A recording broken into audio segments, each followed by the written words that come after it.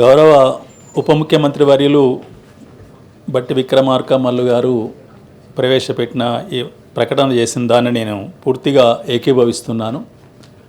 ఇందులో తెలుగు భాషలోని అతిశయోక్తులు కానీ లేదా అలంకారాలు కానీ లేకుండా తెలంగాణ తల్లిని ఎందుకు రూపొందించాము, ఎలా రూపొందించాము, ఏ భావం ఏ లక్ష్యంతో రూపొందించామనేది చాలా స్పష్టంగా చెప్పడం జరిగింది. కాబట్టి ఈ ప్రకటన నేను సంపూర్ణంగా ఆమోదిస్తున్నాను, మద్దతు తెలియజేస్తున్నాను. రెండవది, సమాజం చాలా సైన్స్ పరంగా అభివృద్ధి చెంది ముందుకు పోతుంది. అందరికీ సైన్స్ ఫలాలు అందుకునే మనం చాలా అభివృద్ధి పదంలో ఉన్నతమైన జీవితాన్ని, సౌకర్యవంతమైన జీవితాన్ని కొనసాగిస్తున్నాం. ఈ స్థితిలో మనము వాస్తవాలకు దగ్గరగా, వాస్తవాల్ని ప్రతిబింబించేదిగా విగ్రహాలు ఉండాలనేది నేను కోరుకుంటాను. 3 రోజుల క్రితం ఎప్పుడైతే అది సోషల్ మీడియాలో చూశానో చాలా స్పష్టంగా తెలంగాణ మహిళ కళ్ళ ముందు కనిపిస్తున్నట్టు ఆ విగ్రహం ఉంది. అందుకు నేను మనస్ఫూర్తిగా అభినందిస్తున్నాను.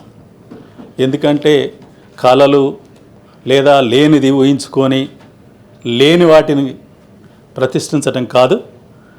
చెప్పారు ఎందుకు పచ్చ చీరలో నాకు ఇంకోటి కనిపించింది. ప్రగతి కనిపిస్తుంది, పచ్చదనం, పంటలు కనిపిస్తున్నాయి, వ్యవసాయం కనిపిస్తుంది. దాంతోపాటు నడుం చుట్టూ తిప్పింది శ్రమకు తార్కాణం, పట్టుదలకు తార్కాణం, పోరాటానికి తార్కాణం కూడా మనం పేర్కొనే అవకాశం ఉంది. అది స్పష్టంగా కనిపిస్తుంది.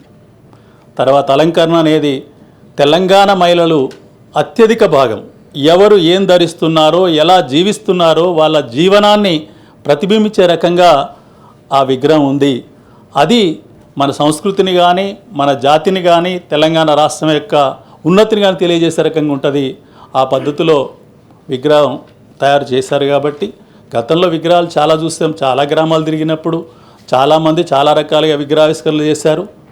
ప్రభుత్వ పరంగా ఈ పద్ధతిలో ఉండటం మంచిదని చెప్పి నిర్ణయించి ఈ ప్రభుత్వం ఏర్పడ్డాక సంవత్సరంలోనే ఈ విగ్రహాన్ని ఆవిష్కరిస్తున్నందుకు అభినందిస్తూ, అదేవిధంగా అందశ్రీ గారి గేయాన్ని కూడా రాష్ట్ర గేయంగా ప్రకటించి దానికి అవసరమైన గౌరవాన్ని కల్పిస్తూ తీసుకున్న నిర్ణయం కూడా గొప్పది.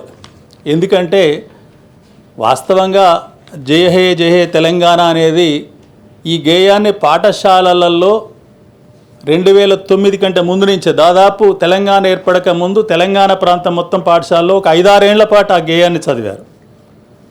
అంతకుముందు మా తెలుగు తల్లికి అనేది చదవకుండా దీన్ని చదివారు. కానీ చదివిన తర్వాత తెలంగాణ వచ్చిన తర్వాత మాత్రం దానికి ఎటువంటి అధికారత లేకుండా, ఏం పాడాలనో ఏం తెలియకుండా పాఠశాలలో ఒక అగమ్యమైన పరిస్థితి ఏర్పడ్డది. దాన్ని నేను కొన్నిసార్లు ప్రస్తావించడం కూడా జరిగింది.